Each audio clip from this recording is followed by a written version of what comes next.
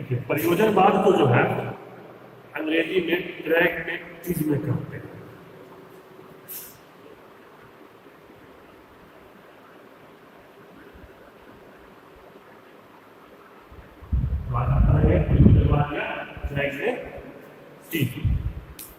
सबसे पहले हम इसका अर्थ जानते हैं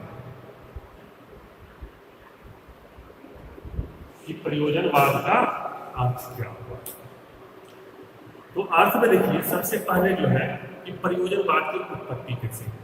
तो प्रयोजनवाद की जो उत्पत्ति है वह यूनानी या ग्रीक भाषा के शब्द प्रेगमा से है। प्रयोजनवाद की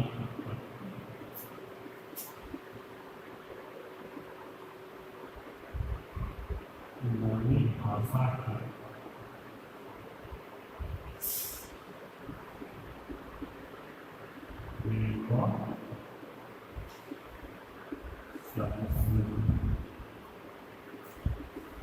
ये कहा जाता है कि प्रयोजनवाद की जो उत्पत्ति है वह प्रेगमा शब्द से हुई है।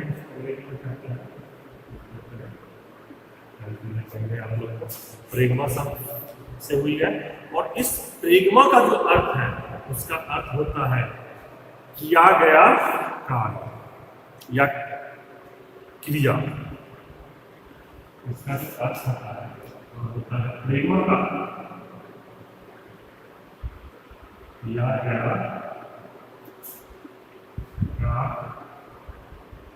या जो भी हम क्रिया करते हैं या कार्य करते हैं वो अर्थ है प्रेगमा का। लेकिन ये तो हम पढ़े हैं कि प्रेगमा से लेकिन कुछ विद्वानों का मत इसमें अलग है। कुछ विद्वान का कहना है कि प्रयोजनवाद शब्द की उत्पत्ति जो है यूनानी भाषा के ही प्रैग्मेटिकोज शब्द से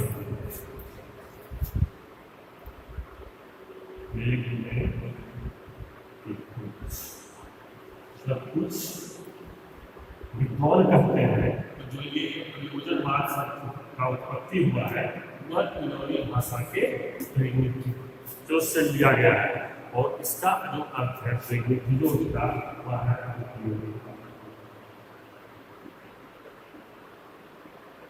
या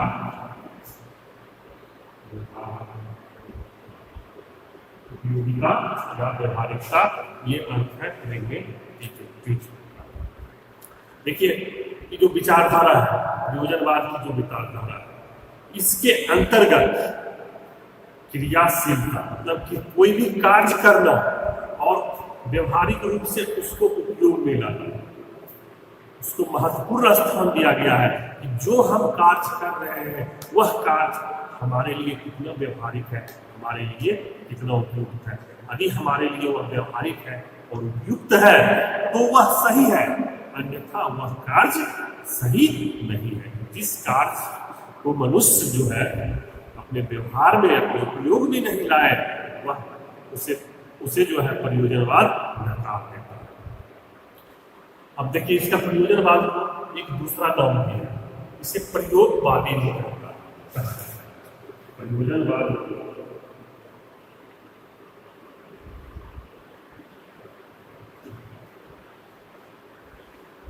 प्रयोगवादी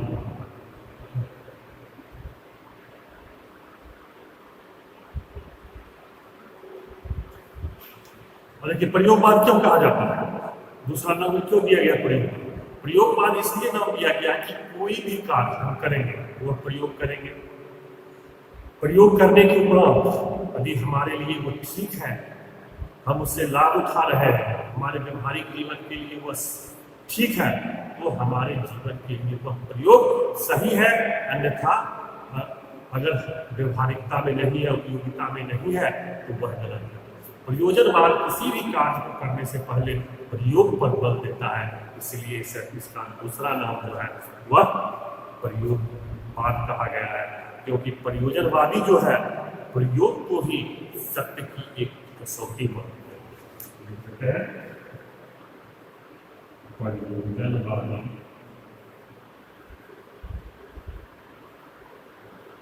प्रयोग को ही सत्य की बात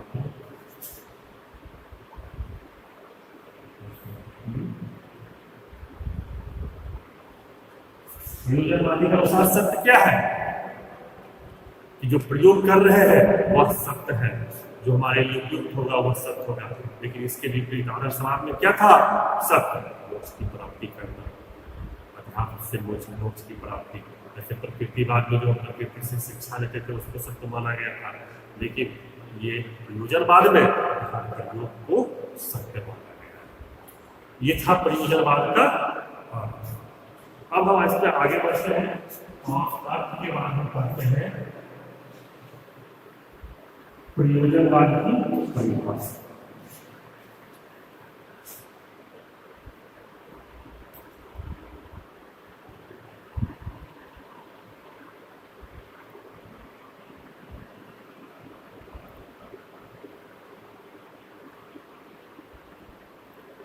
जैसे ज्ञानवाद और प्रकृतिवाद में परिभाषा पढ़े थे, वैसे ही हम इसमें 3-4 दार्शनिक के अनुसार इसका परिभाषा जानेंगे। परिभाषा क्या है? सबसे पहले परिभाषा कर लेते हैं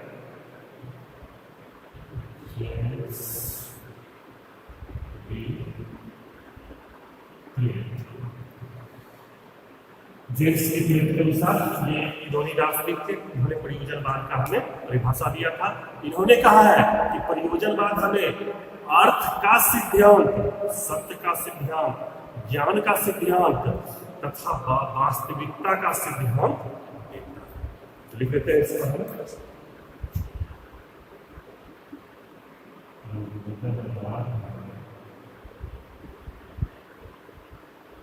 अर्थ का सिद्धांत, सत्य का सिद्धांत,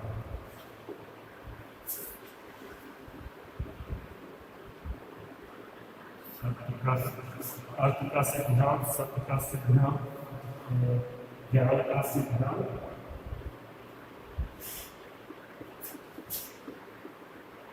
ज्ञान का सिद्धांत तथा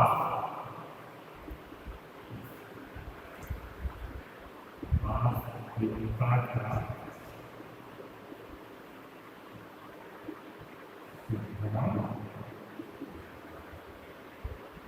परिभाषा किया गया है जेम्स वी फ्रेड के अनुसार। अब हम अगला परिभाषा इसमें जानते हैं, जो कि अगला परिभाषा है वह है रॉस के अनुसार। रॉस ने जो परिभाषा दिया है वह थोड़ा लंबा परिभाषा दिया है। रॉस का दिया हुआ परिभाषा है लंबा। रॉस ने कहा है इसके परिभाषा में, प्रयोजनवाद आवश्यक रूप से मानवतावादी दर्शन, प्रयोजनवाद आवश्यक रूप से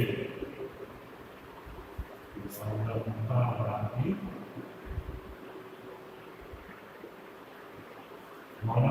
दर्शन कहा कि हम प्रयोग लाते हैं, जो भी प्रयोग करेंगे अगर एक मनुष्य के लिए सही है तो वह दूसरे मनुष्य के लिए वह प्रयोग काम आएगा। जैसे वैज्ञानिक अगर किसी चीज का आविष्कार करता है प्रयोग के द्वारा तो वह संपूर्ण जगत के लिए उपलब्ध हो जाता है। इसीलिए रॉस ने कहा है कि प्रयोजनवादी आवश्यक रूप से मानवतावादी दर्शन है, जो यह जानता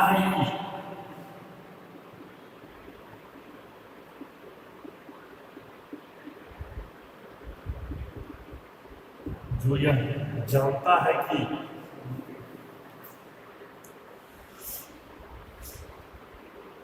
मानव क्रिया को करते हुए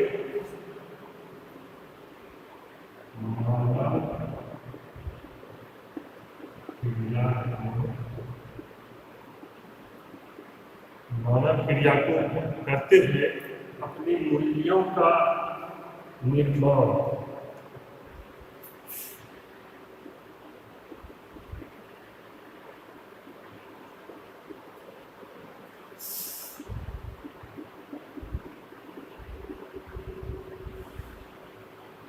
और अपनी क्रिया को करते हुए अपनी मूल्यों का निर्माण स्वयं करता है। अपनी मूल्य का निर्माण स्वयं करने से मतलब है कि वह कैसा प्रयोग करता है, जैसा प्रयोग करेगा जैसे उसकी सफलता मिलेगी वैसा उसे लाभ होगा और सब मानवता को लाभ होगा। इसीलिए कहा गया है कि वह अपने मूल्यों का निर्माण स्वयं करता है कि वास्तविकता अभी निर्माण की अवस्था में है। वास्तविकता अभी निर्माण की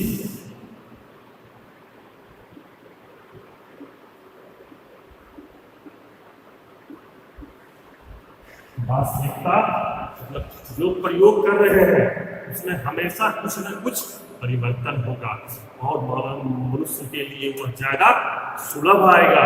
इसीलिए जो वास्तविकता है वह बदलती रहेगी, उसका हमेशा निर्माण होते रहेगा और अपने स्वरूप के कुछ भाग भविष्य के लिए छोड़ देगा तथा अपने स्वरूप के लिए कुछ भाग विश्व पर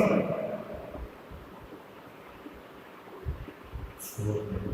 भविष्य पर छोड़ देगा क्या प्रयोग हुआ है उसको और अच्छा बनाने के लिए भविष्य में और कोई कुछ उसमें प्रयोग करेगा, सुधार करेगा और मनुष्य के उपयोग के लिए और ज्यादा सहूलियतें उत्पन्न होगी।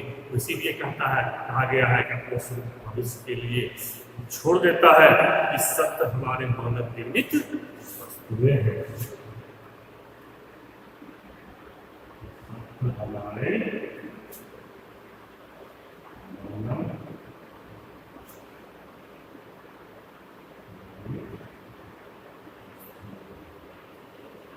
जो भी प्रयोग के द्वारा प्राप्त होगा लास्ट में वही सत्य होगा, जिसका हम उपयोग करेंगे वह सत्य होगा और ये सत्य जो होगा प्रयोग के द्वारा वो मानव निर्मित वस्तु होगी। इसीलिए प्रयोजनवाद जो है हमेशा प्रयोग में बल देता है और इसी अनुसार से रॉस ने इस परिभाषा का अब आते हैं हम अगला पॉइंट बढ़ते हैं। परिभाषा हो गया, अर्थ हो गया। अब हम इसमें पढ़ते हैं प्रयोजनवाद का ज्ञान मीमांसा।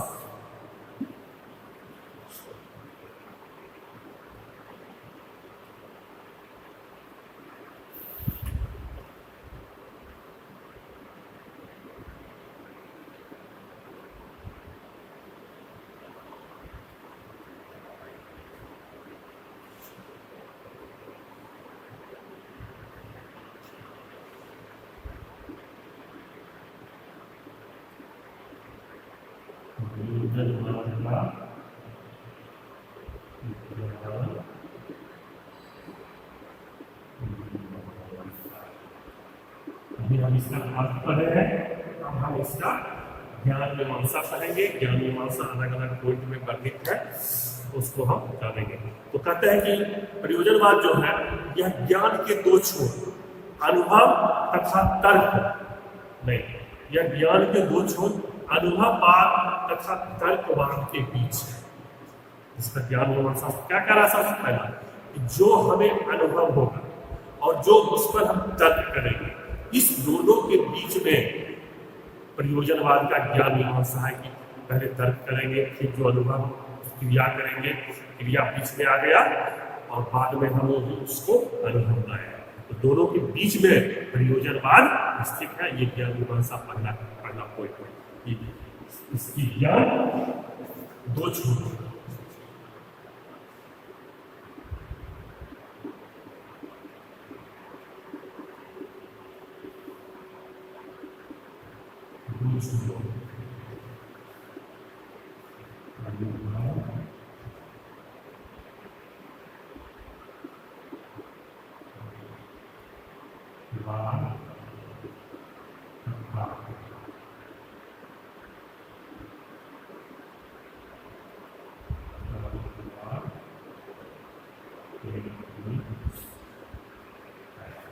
मतलब जो अनुभव होगा, जो तर्क करेंगे, उसके बीच में प्रयोग आएगा, और इसीलिए इसका दो छोर कहा गया है प्रयोजनवाद का। एक छोर अनुभववाद है, दूसरा छोर तर्कवाद है।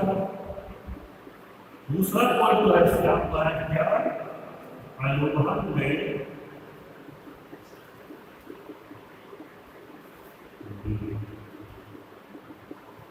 देखिए प्रयोजनवाद का ज्ञान मीमांसा क्या कहता है कि जो हम प्रयोग करेंगे उससे जो हमें अनुभव प्राप्त होगी वही सच्चा ज्ञान है।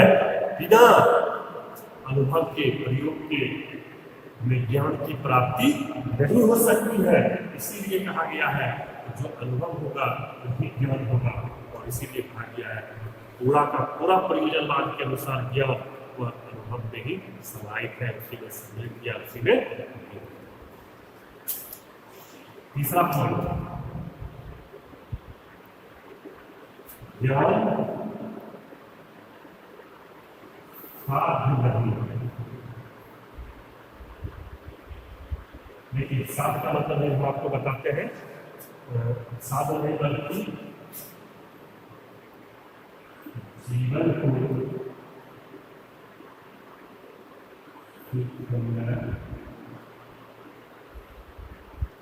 को सुखमय बनाने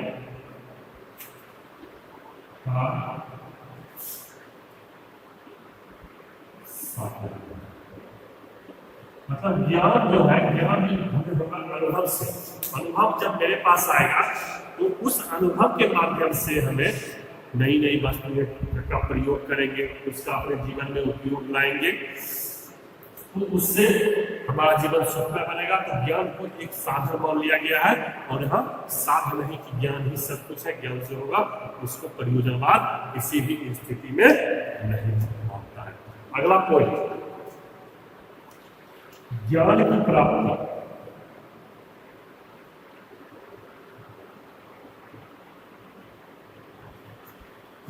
की प्राप्ति सामाजिक क्रियाओं में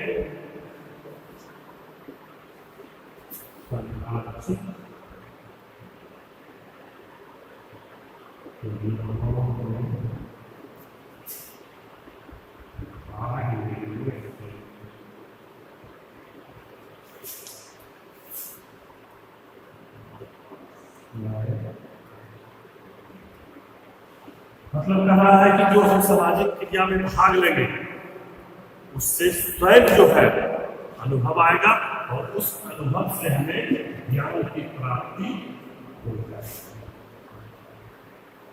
अब आते हैं अगला पॉइंट करता है कर्मेंद्रिय और ज्ञानेंद्रिय। ये ज्ञान का आधार है।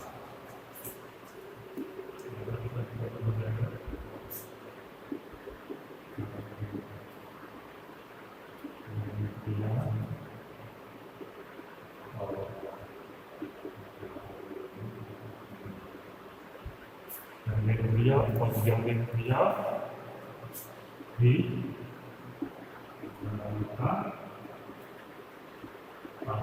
देखिए, जैसा कि हम सभी लोग जानते हैं मनुष्य के शरीर में 5 इंद्रियां होती हैं जिसके द्वारा हमें ज्ञान प्राप्त है। वो 5 इंद्रियां हैं, नाक, कान, आँख, जीभ और त्वचा। तो ये ज्ञानेंद्रियां हैं।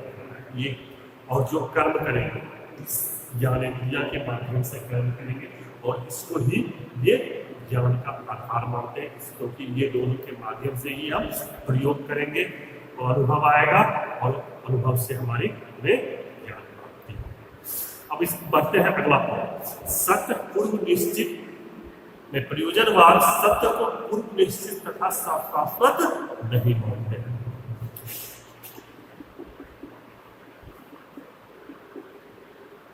प्रयोजनवाद सत्य को निश्चित तथा शाश्वत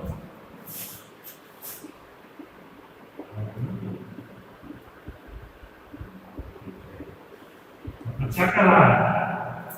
सत्य की प्राप्ति कैसे होती है प्रयोजनवाद में? प्रयोग से होगी। प्रयोग हमें कुछ नहीं हो सकता है, इसलिए हम पहले निर्धारित नहीं कर सकते हैं कि हमें प्रयोग का क्या रिजल्ट मिलेगा। इसीलिए कहा गया है ये पूर्व निश्चित नहीं होती है। शाश्वत मतलब कि हम निश्चित तौर पर उसको बता नहीं सकते हैं कि क्या हो सकता है, तो इसीलिए कहा एक निश्चित नहीं होती है। तो ये था प्रयोजनवाद का ज्ञान मीमांसा। अब हम इसके अगले क्लास में पढ़ेंगे प्रयोजनवाद के ज्ञान मीमांसा सिद्धांत।